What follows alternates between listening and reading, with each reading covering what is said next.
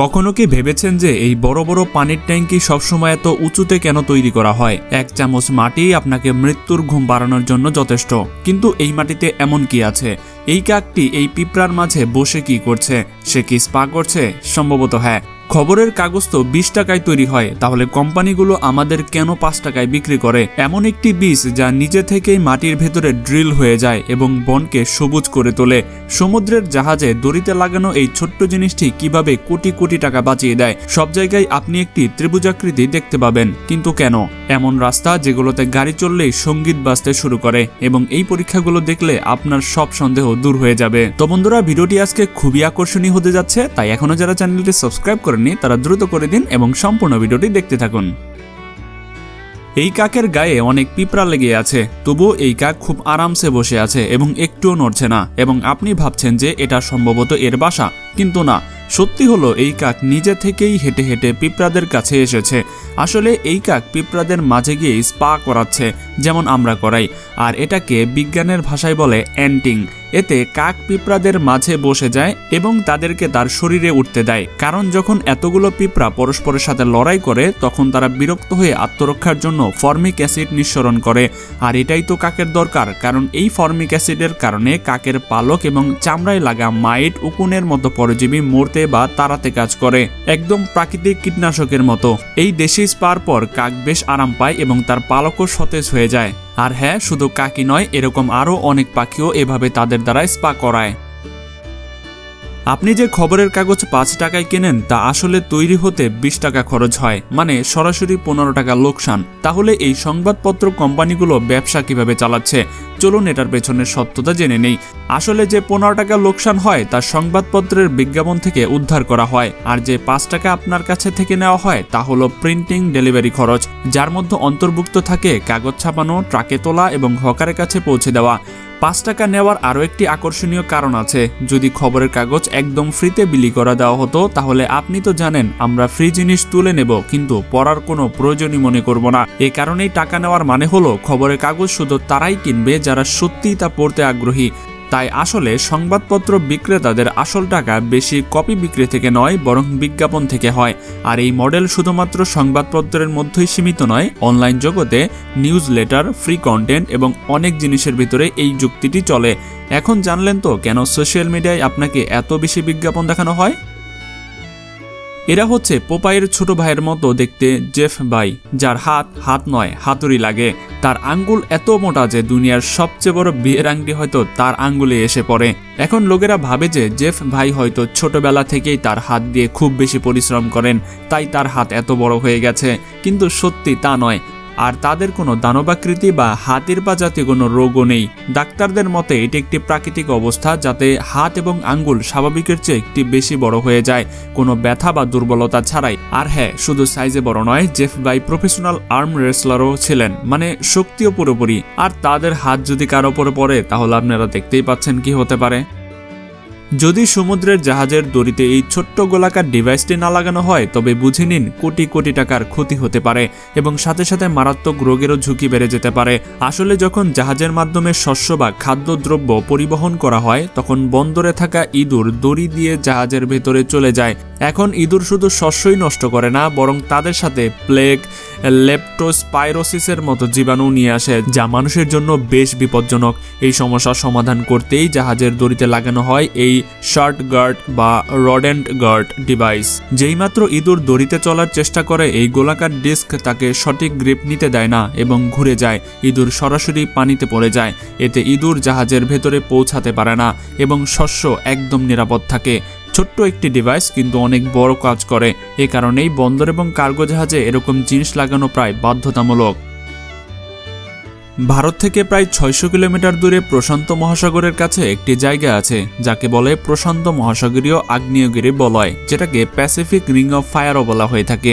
এটি এমন একটি বেল্ট যেখানে একাধিক টেকটনিক প্লেট পরস্পরের সাথে মিলিত হয় এবং সংঘর্ষ হয়। এ কারণে পৃথিবীর প্রায় 75% সক্রিয় আগ্নেয়গিরি এই অঞ্চলেই পাওয়া যায় এবং জাপান ঠিক এই রিং অফ ফায়ারের উপরেই অবস্থিত। এ কারণেই সেখানে ভূমিকম্প এবং সুনামির ঝুঁকি সবচেয়ে বেশি থাকে। এখন এখানে একটি তুলনা বোঝা জরুরি। 2023 সালে তুরস্কে 7.8 মাত্রার ভূমিকম্প এসেছিল। সেখানে দুর্ভাগ্যবশত 500-র বেশি মানুষ মৃত্যু হয়।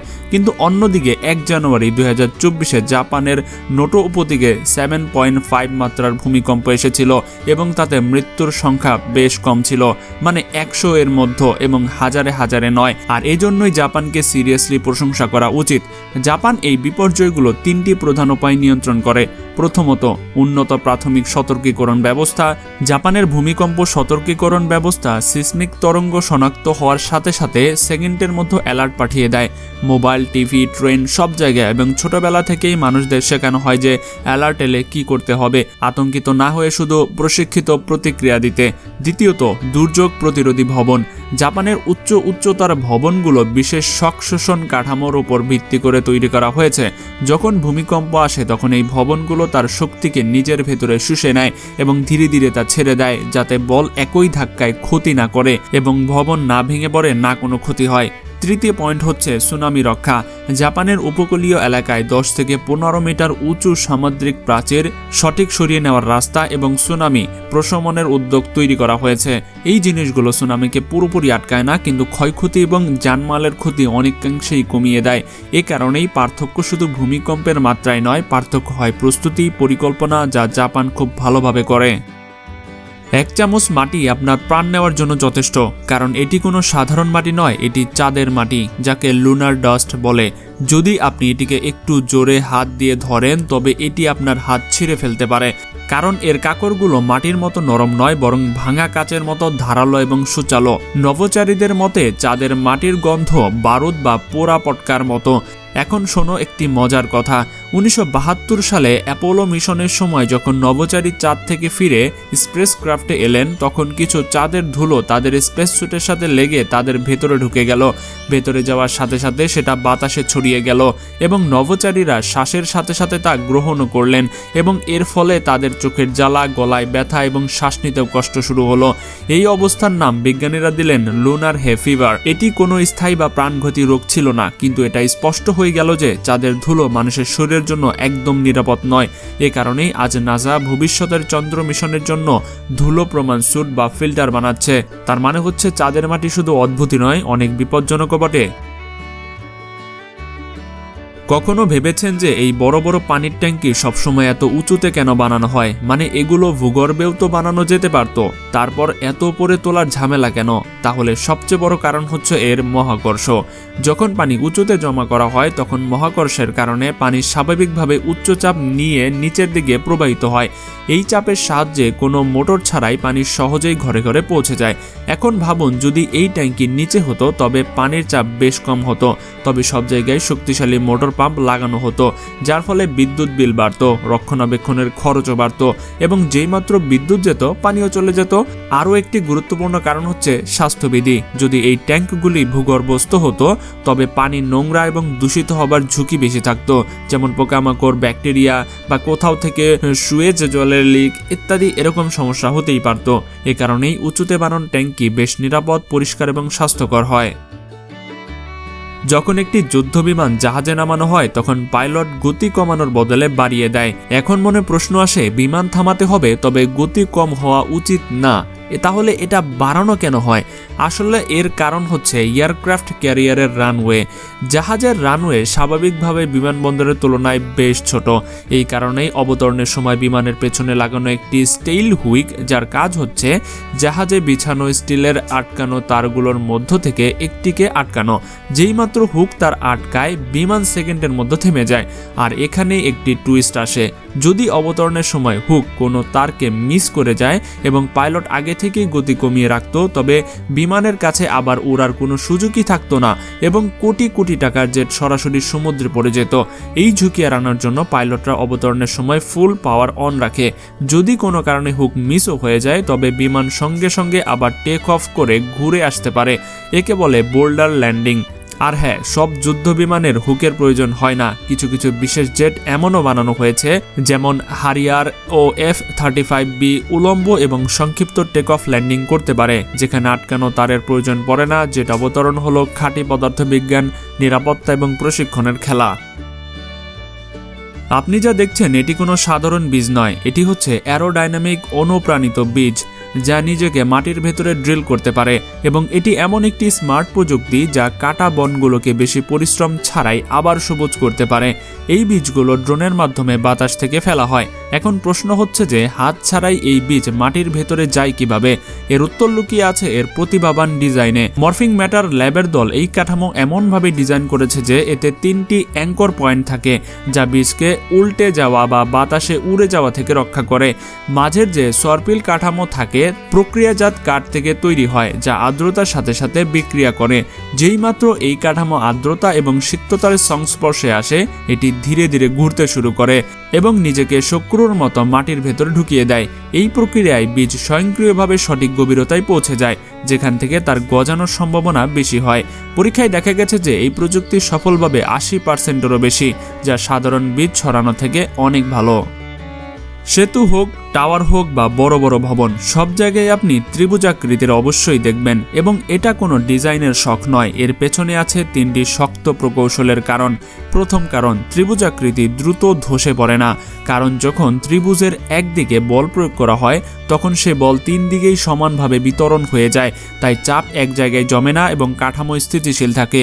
দ্বিতীয় কারণ, ত্রিভুজকে ধ্বংস করা প্রায় অসম্ভব যতক্ষণ না এর একটি দিক ভেঙে যায়। বর্গক্ষেত্র বা আয়তক্ষেত্রের মতো আকৃতি ভাঙা ছাড়াই বেঁকে যেতে পারে, কিন্তু ত্রিভুজের আকৃতি ততক্ষণ পর্যন্ত পরিবর্তন হয় না যতক্ষণ না এর একটি দিক বিকল হয়ে যায়। তৃতীয় এবং সবচেয়ে গুরুত্বপূর্ণ কারণ হচ্ছে ত্রিভুজাকৃতির সবচেয়ে বেশি দৃঢ় হয়, এটাকে সহজে সারিবদ্ধ বা বিকৃত করা যায় না, তাই চাপ আসলেও কাঠামোর আকৃতি বিগড়ে যায় না। এ কারণেই প্রকৌশলীরা সেতু, টাওয়ার এবং ভবনের ভেতরে ত্রিভুজ কাঠামো ব্যবহার করে। ত্রিভুজাকৃতি শুধু জ্যামিতিক আকৃতি নয়, নির্মাণের মেরুদণ্ড বটে।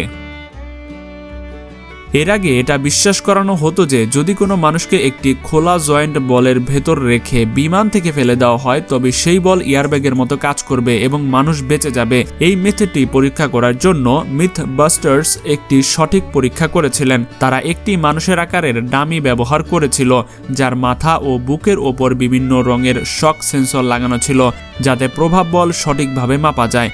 প্রথমে ডামিকে কোনো সুরক্ষা ছাড়াই উচ্চতা থেকে ফেলে দেওয়া হলো। ডামি প্রায় 193 কিলোমিটার প্রতি ঘন্টার গতিতে মাটিতে এসে আঘাত করলো। ফলাফল, শক সেন্সর চরম প্রভাব রেকর্ড করলো। ডামির মাথা এবং বুকের ওপরে প্রাণঘাতী আঘাত এসেছিল, মানে এই অবস্থায় মানুষের বেঁচে থাকা অসম্ভব। এরপর দ্বিতীয় পরীক্ষায় ডামিকে একটি উচ্চতা থেকে একটি জয়েন্ট বলের ভেতরে রেখে ফেলে দেওয়া হলো। বলের কারণে পড়ার গতি কমে প্রায় 90 কিলোমিটার প্রতি ঘন্টা হয়ে গেল এবং মাটিতে পড়ার পর বল লাফাতেও শুরু করলো, কিন্তু তবুও ফলাফল ব্যর্থই রইল। প্রভাব বল তখনও এত বেশি ছিল যে ডামি বাঁচতেই পারল না। শেষ পরীক্ষায় ডামিকে বাবল জার্প দিয়ে মুড়ে বলের ভেতরে রাখা হলো। এবার প্রভাব ও গতি আরও কমে গেল, ফলাফল তবুও একই রইল। মানে জয়েন্ট বল হোক বা বাবল জার্প, বিমান থেকে এত উচ্চতা থেকে পড়লে মানুষকে বাঁচানো সম্ভবই না। এই আইডিয়াটা শুনতে কঠিন লাগলেও কিন্তু বাস্তব পদার্থবিজ্ঞান এবং মানুষের শরীরের সীমার হিসাবে এই মিথ সম্পূর্ণভাবে ভুল প্রমাণিত।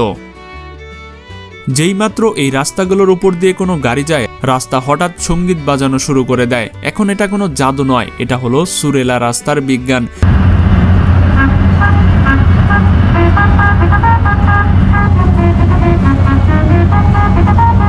এই রাস্তাগুলোর উপরে বিশেষ খাঁজ বা রিজ তৈরি করা হয়, যা একটি নির্দিষ্ট দূরত্বে থাকে। যখন গাড়ি একটি নির্দিষ্ট গতিতে এর উপর দিয়ে যায় তখন টায়ারের কম্পন বাতাসের সাথে মিলে সঠিক সঙ্গীতের সুর তৈরি করে। গতি একটু কম বা বেশি হলে সঙ্গীতও তাল ছাড়া হয়ে যায়। এ কারণেই প্রতিটি সুরেলা রাস্তার সাথে একটি সুপারিশকৃত গতি লেখা থাকে। এই রাস্তা শুধু মজার জন্য নয়, বরং ড্রাইভারদের গতিসীমা মেনে চালানোর স্মার্ট উপায়ও। জাপান, দক্ষিণ কোরিয়া, নেদারল্যান্ড এবং মার্কিন যুক্তরাষ্ট্রের মতো দেশে এই সুরেলা রাস্তা ইতিমধ্যেই আছে। মানে এখানে রাস্তা শুধু গাড়ি চালায় না, আপনার কানও মনোরঞ্জন করে। প্রায়শই বলা হয় যে স্টিল টো জুতো সাধারণ জুতোর চেয়ে বেশি বিপজ্জনক হয়। লোকেরা বিশ্বাস করে যে যখন কোনো ভারী জিনিস পায়ের উপরে পড়ে তখন জুতোর ভেতরে লাগানো স্টিল প্লেট আঙ্গুল কাটতে পারে। এই মিথটি যাচাই করার জন্য মিথবাস্টার্স একটি পরীক্ষা করেছিলেন। তারা বিভিন্ন সাইজের সুরক্ষার বুট কিনেছিলেন, ভারী ওজনে ফেলার জন্য একটি বিশেষ সেটআপ তৈরি করেছিল এবং একটি নকল মানুষের পা ব্যবহার করেছিল। প্রথমে 3 ফুট উচ্চতা থেকে 75 পাউন্ড ওজন ফেলা হয়। ফলাফল, না জুতো ক্ষতি হলো না পায়ের আঙ্গুলের কিছু হলো। তারপর ওজন বাড়িয়ে 400 পাউন্ড করা হলো। এবার পায়ের হাড়ে একটু হালকা ফাটল দেখা গেল, কিন্তু আঙ্গুল তবুও কাটল না। শেষবার যখন 6 ফুট উচ্চতা থেকে সেই 400 পাউন্ডের ওজন ফেলে দেওয়া হলো, তখন স্টিল টো এর ভেতরের অংশ জোরে চাপা পড়ে গেল। বুড়ো আঙ্গুল গুরুতরভাবে আঘাত হয়েছিল কিন্তু কাটেনি। বিজ্ঞানীরা এও বলেছিলেন যে এর বদলে সাধারণ জুতো হলে বুড়ো আঙ্গুল সম্পূর্ণ চূর্ণ হয়ে যেত। তাহলে এ থেকে আমরা জানলাম যে স্টিল টো জুতো আঙ্গুল কাটে না, উল্টো ভারী প্রভাবে এগুলো নিয়মিত জুতোর চেয়ে অনেক বেশি নিরাপদ। তো বন্ধুরা, এরকমই আরো মজার ফ্যাক্টস ভিডিও দেখতে অবশ্যই ইন্ড্রেস কিনে দেখানো যে 4টি ভিডিও আছে সেখান থেকে একটা ভিডিও দেখে আসতে পারেন। তো দেখা হচ্ছে পরবর্তী পর্বে। আজকের মতো এখানে বিদায়। আল্লাহ হাফেজ।